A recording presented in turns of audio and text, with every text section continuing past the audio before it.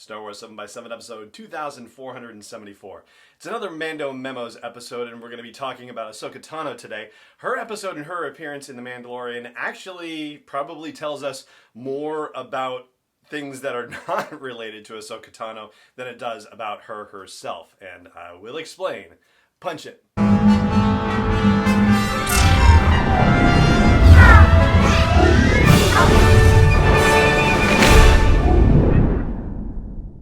Hey Rebel Rouser, I'm Alan Voivod and this is Star Wars 7x7, your daily dose of Star Wars joy, and thank you so much for joining me for it. So let's consider Ahsoka Tano from the perspective of the entirety of the episode, The Jedi, which is chapter 13 in The Mandalorian, or season 2 episode 5 if you prefer. So let's start by talking about where Ahsoka Tano is. She's on a planet called Corvus, and as we see through the episode, her purpose there is really to try to get information on Grand Admiral Thrawn. This suggests, by implication, that she's there on a particular mission and not necessarily a resident there for, any long-term purposes. And so the next logical step would seem to be that when Bo-Katan tells the Mandalorian that he should go to Corvus to find Ahsoka Tano, well, that kind of operates under the presumption that he's going to go there right now, because she's there only for a limited time, really. Once she finds out what she needs to know, unless he's also on Corvus, there's no reason for her to stay. And, that makes it all the more significant that the Mandalorian had to go to Navarro to get repairs and whatnot before he could continue his journey.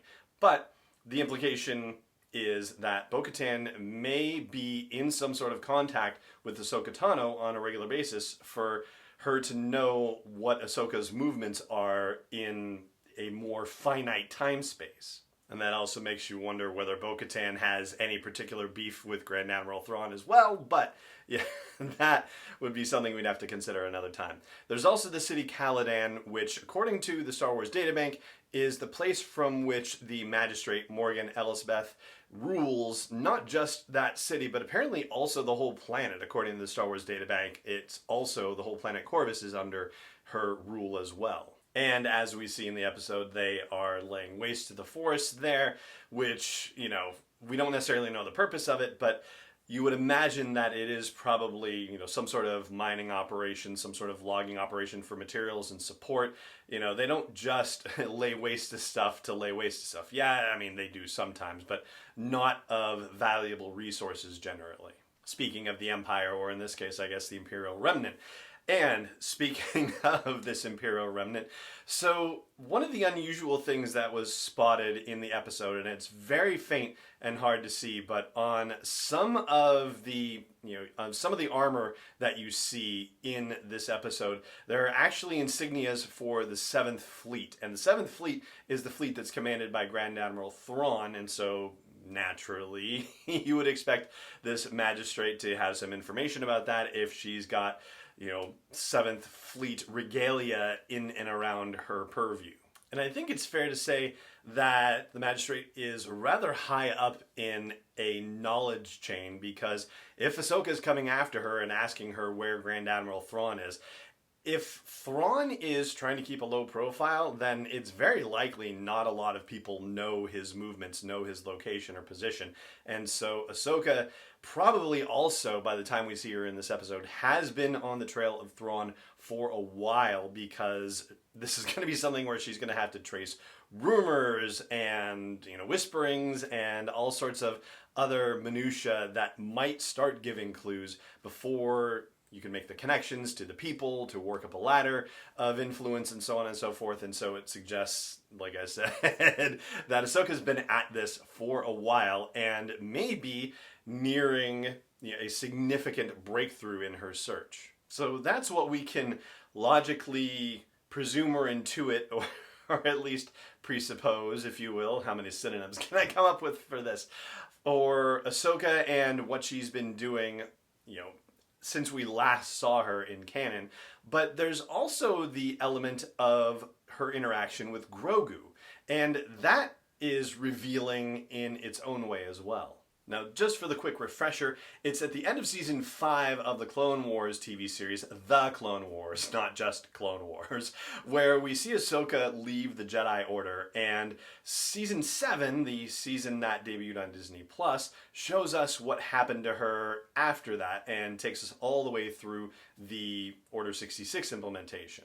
So where I'm going with this is that it seems like, just from the timeline, and we don't have it down to the months or weeks or days or anything like that, but that comparatively speaking, she was not away from the Order for too long a time before Order 66 happened, which means that she wasn't a part of the activities in the Jedi Temple and whatnot. So as she discovers through her interaction with Grogu that Grogu was in fact at the Jedi Temple, two things kind of come up with this, because Ahsoka was not aware of Grogu. She didn't go, oh, wait a minute, there was a little tiny baby somewhere in the Jedi Temple that I'd heard about while I was there, and that's never mentioned in this episode. Doesn't mean that, it's not the case, but it seems like a detail that would have been shared if it were the case. So this means one of two things. Number one, that Grogu was either at the temple the whole time that Ahsoka was at the temple, but his existence was being kept secret, or number two, that he was a recent arrival at the temple, was found in the time in between her departure from the temple and when Order 66 was implemented. And just as another reminder, Grogu is as old as Anakin Skywalker. They were born in the same year, 41 BBY. So by the time we get to Order 66 and the end of the Clone Wars, he is going to be, quick math, 22 years old. Probably not much bigger than a Lothcat or a Tuca, maybe, but yeah, it seems like it's more likely that his existence was being kept a secret. That seems like the more likely proposition, especially as we are then presented with the two of them meeting in the episode of The Mandalorian called The Jedi.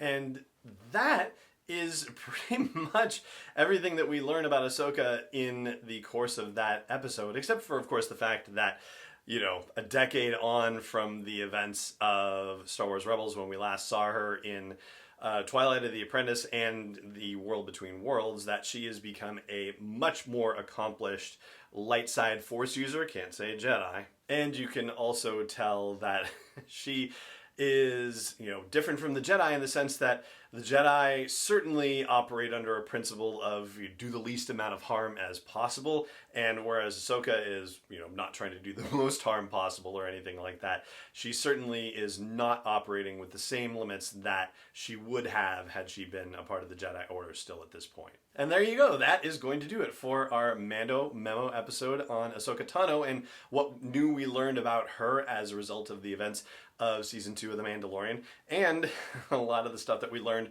about because of her as well.